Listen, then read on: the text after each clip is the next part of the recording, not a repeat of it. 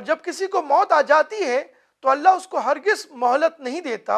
اور جو کچھ تم کرتے ہو اللہ اس سے خبردار ہے۔ رب اشرح لی صدری ویسر لی امری واحلل عقدۃ من لسانی یفقہوا قولی۔ یہ آیت میں نے آپ کے سامنے جو تلاوت کی سورہ مومنون کی اور ترجمانی آپ کے سامنے پیش کی، اس سے اندازہ ہوتا ہے کہ ہر بندے کا ایک دن جانا متعین ہے، اللہ تعالیٰ نے طے کر دیا ہے، اور وہ موت کب آئے گی اس کا کسی کو علم نہیں ہے، اور ہم جو کچھ بھی کرتے ہیں اللہ تعالیٰ اس سے باخبر ہے۔ اگر کسی چیز کا ہمیں علم نہ ہو اور اس کے بارے میں ہم پرسکون ہو کے بیٹھ جائیں تو ہماری بڑی غفلت ہوگی۔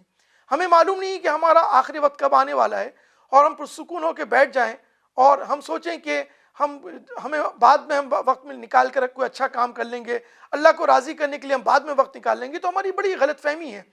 ہمیں نہیں پتا کہ اگلا لمحہ ہمارا ہماری زندگی کا آخری لمحہ ہوگا۔ اس لیے جو بات اہم ہے، ہمارے پاس جو بھی وقت میسر ہے اس کو غنیمت جان کر ہمیں اس کو صحیح استعمال کرنا چاہیے۔ جو آج ہم اس بات پہ بات کرنا چاہ رہے ہیں کہ وقت میں کیسے ترجیح ہونی چاہیے، تنظیم الاوقات میں ترجیح کیسے ہونا چاہیے۔ اگر دیکھیں، اگر ایک دنیا دار شخص کے پس منظر میں ہم دیکھیں کہ دنیا دار شخص اگر دیکھتا ہے وقت کو، تو وہ یہ سوچتا ہے کہ وقت کو ایسے استعمال کیا جائے کہ زیادہ سے زیادہ دولت کمائے اور زیادہ سے زیادہ دنیا میں لذت حاصل کرے۔ لیکن بحیثیت ایک مومن کے، ایک اللہ کے فرما بردار بندے ہونے کے،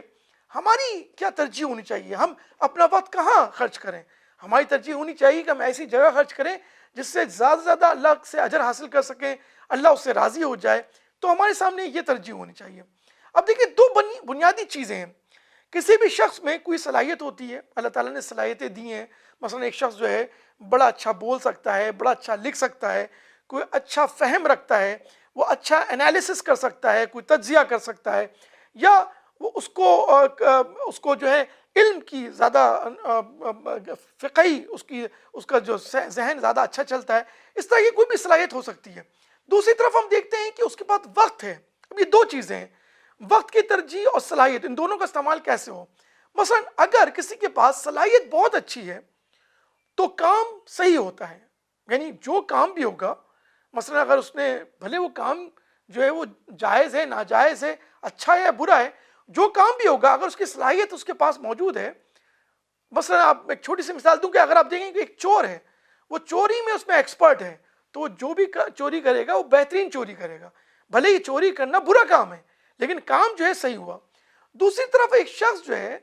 وہ ترجیح اچھی رکھتا ہے، یعنی وقت کا اس نے تنظیم الاوقات کا جو انتظام ہے اس نے بڑا اچھا کیا ہوا ہے، صحیح وقت کی ڈویژن کی ہوئی ہے، اس کی تقسیم کی ہوئی ہے،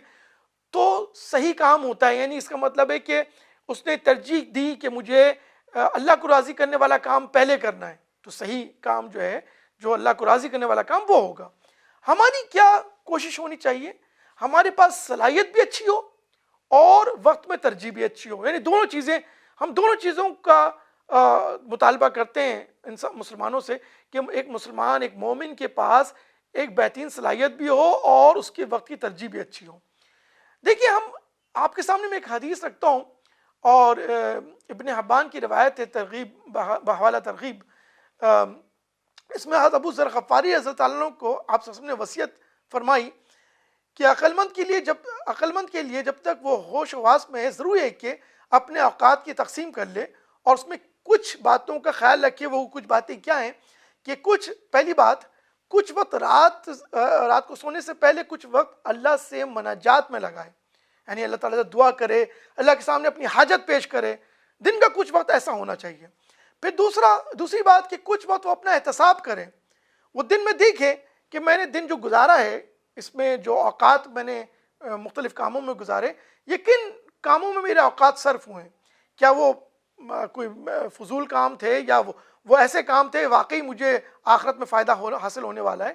تو اپنے وقت کا احتساب کرے، جس طرح ہم کہتے ہیں کہ منی کا آڈٹ ہوتا ہے، تو وقت کا آڈٹ ہونا چاہیے، تو وقت کا آڈٹ کرنا یہ حدیث سے ہمیں ملتا ہے۔ تیسری بات جو ہمیں ملتی ہے حدیث سے، وہ یہ کہ وہ کچھ وقت اللہ کے کرشموں اور اس کی تخلیق پر، بنائی ہوئی چیزوں پر غور و فکر کریں، جیسے کہ ہمیں سورہ آل عمران میں ملتا ہے کہ اولو الالباب کون ہے؟ جو اللہ اٹھتے بیٹھتے اللہ کا ذکر کرتے ہیں، اس کی تخلیق پر غور کرتے ہیں اور کہتے ہیں وما خلقت ھذا باطلا، یہ تیری تخلیق کوئی باطل نہیں ہے، اس کے پیچھے ضرور کوئی اللہ تعالیٰ کی کوئی مصلحت ہے، وہ پہچانتے ہیں اللہ کو۔ تو ہمارا عمل ایسا ہونا چاہیے کہ دن بھر میں کچھ اوقات اللہ کی تخلیق میں، غور و فکر میں، اللہ کی معرفت کی طرف ہم رجوع کرنے کے لیے اپنا وقت اس میں لگائیں۔ پھر اسی حدیث کے ٹکڑے میں آتا ہے کہ کچھ وقت ایسا ہو جس کے لیے اپنے کھانے پینے کی فکر کریں، یعنی ذریعہ معاش کی فکر کریں۔ یعنی دین ایسا ہمیں نہیں کہتا کہ نوکری اور کاروبار چھوڑ دو، بلکہ وہ چاہتا ہے کہ تم ایسی بیلنس اور متوازن زندگی گزارو جس میں ذریعہ معاش بھی ہو، اپنے بال بچوں کو بھی ٹائم دو، تم اپنے جسم کی بھی جو ضروریات ہیں اس کو بھی پوری کرو، تم اپنے گھر والوں کی ضرورت بھی پوری کرو، ساتھ ہی ساتھ تم اللہ کی معرفت میں بھی تم وقت لگاؤ، تم اس کو غور و فکر کرو، تم اپنے وقت کا احتساب کرو، تم یہ دیکھو کہ تم نے کہاں اپنا وقت خرچ کیا ہے اور اللہ سے مانگو۔ تو یہ ہمیں حدیث ملتی ہے۔ پھر ہم آگے بڑھتے ہیں تو ہم وقت کی تقسیم کے حوالے سے میں آپ کے سامنے دو زاویے رکھتا ہوں۔ دیکھیں، ایک زاویہ ہوتا ہے کہ وقت جو ہے جس میں خرچ کرنا چاہ رہا ہوں جس کام میں، وہ کام کس نوعیت کا ہے۔ نوعیت دو طرح کی ہو سکتی ہے، ایک تو اہمیت کے حوالے سے اور ایک وقت کے فوری یا غیر فوری ہونے کے حوالے سے۔ اہمیت کے حوالے سے ہم کہہ سکتے ہیں کہ وقت میں ایک کام ایسا ہے جو بہت اہم ہے اور ایک ہے جو کم اہم ہے یا غیر اہم ہے، تو دو تقسیم ہو گئی۔ دوسری طرف وقت کے حساب سے ہم دیکھیں تو ایک کام ہے جو کہ فوری کرنے کا ہے اور ایک جو ہے وہ اتنا فوری نہیں ہے، جو اس کو ہم مؤخر کر سکتے ہیں، دیر سے کر سکتے ہیں یا غیر فوری کر سکتے ہیں۔ اس لحاظ سے ان دونوں زاویوں سے ہم دیکھیں تو ہمارے کام کو کرنے کے لیے جو وقت میسر ہے اس وقت میں چار قسم کی تقسیم مل جاتی ہے۔ پہلی تقسیم کیا ہے کہ ایسا کام جو اہم بھی ہے اور فوری بھی ہے، ہمیں یعنی کہ اس کی اہمیت بہت زیادہ ہے اور کرنا بھی فوری ہے، چاہے وہ دنیاوی کام ہو، دینی کام ہو۔ مثال کے طور پہ اگر ہم دینی کام کی بات کریں، نماز کھڑی ہونے کا وقت آ گیا، جماعت کا وقت آ گیا ہے، نماز پڑھنا فرض ہے اور یہ اہم کام ہے،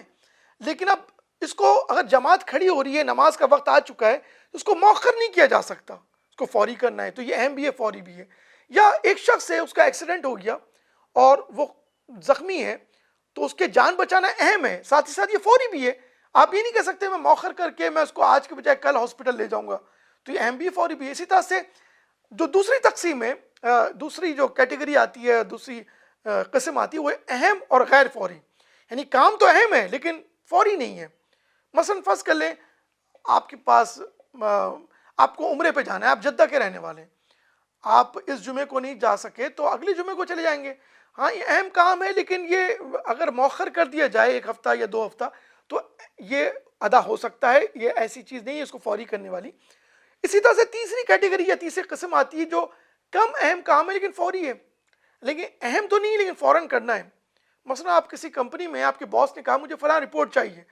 بھلے وہ رپورٹ کی اہمیت آپ کے نزدیک کچھ بھی نہ ہو اور کمپنی کے نزدیک کچھ بھی نہ ہو، لیکن مانگا فوری ہے تو آپ کو فوری کر کے دینا ہے۔ اور چوتھی قسم ہے نہ تو اہم ہے نہ وہ فوری ہے،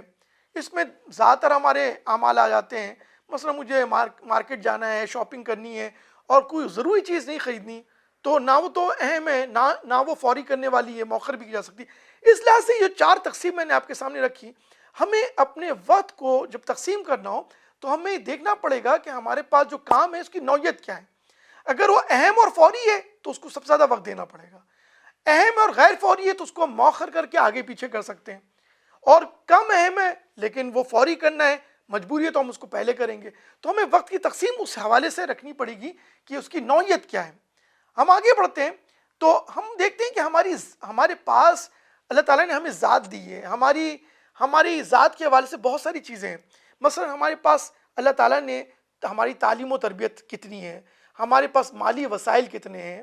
مجھے اللہ تعالیٰ نے صحت دی ہے۔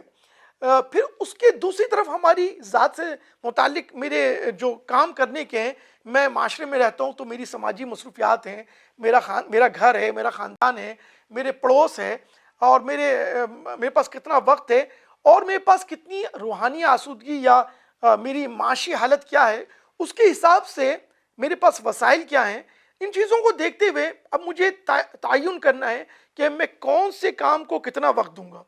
اب ایک شخص ہے، اس کی مالی وسائل کم ہے تو ظاہر سے بات ہے ہم اس سے تقاضا نہیں کر سکتے کہ تم مال زیادہ خرچ کرو، لیکن ایک شخص سے بہت مصروف ہے، اس کی جاب کی نوعیت ایسی ہے، نوکری کی، کہ وہ زیادہ وقت نہیں دے سکتا، تو ہم اس سے زیادہ وقت کا تقاضا نہیں کر سکتے۔ لیکن ایک شخص کے پاس مال بھی ہے اور وقت بھی میسر ہے تو اس کے پاس اس کو لازم ہے کہ وہ اس کا تعین ایسا کرے کہ جو اہم اور فوری کام ہے اس کو زیادہ ترجیح دے۔ اس حوالے سے جو آخری بات میں آپ کے سامنے رکھوں گا کہ ہم اپنا وقت کا آڈٹ کیسے کر سکتے ہیں، جو آخری بات ہے کہ ہمیں ایک ذائچہ بنانا چاہیے، ایک چارٹ بنانا چاہیے، چاہے وہ 24 گھنٹے کا ہو یا ہفتہ بھر کا ہو یا مہینے بھر کا ہو، اور اس میں ہم اپنے اوقات کی تقسیم کریں، اس میں گھنٹوں کے حساب سے یا دن کے حساب سے یا ہفتے کے حساب سے، اور اس تقسیم میں ہم اپنے اعمال کو درج کریں، یعنی ایک طرف وقت ہو اور ایک طرف اعمال ہوں، اور پھر ہم دیکھیں کہ اس عمل کے کو ہم نے کتنا وقت دیا ہے اور عمل کی نوعیت کیا ہے۔ اگر عمل جو ہے وہ اہم اور فوری ہے تو اس کو جو ہم نے جو وقت دیا ہے وہ زیادہ ہے یا کم ہے، اس کے حساب سے ہم وہ چارٹ کو بھریں، اور اس کا پھر جو چارٹ بھرنے کے بعد ہم اپنا جائزہ لیں کہ ہمارے دن بھر میں جو 24 گھنٹے تھے اس میں میں نے کون سے کام کو زیادہ وقت دیا، کہ اہم اور فوری کام کو زیادہ وقت دیا یا غیر اہم کو یا غیر فوری کام کو زیادہ وقت دیا۔ اس سے ہم اپنا آڈٹ کر سکیں گے اور پھر ہم لاہے عمل طے کر سکیں گے کہ ہم اپنا صحیح وقت کن کاموں پر کس طریقے سے خرچ کر سکتے ہیں۔ تو اللہ تعالیٰ سے دعا ہے کہ ہم اپنے عمل کو اور اپنے وقت کو صحیح ترجیح کے ساتھ انتخاب کرنے والے اور اس کا انتظام کرنے والے بن سکیں۔ وآخر دعوانا الحمدللہ رب العالمین۔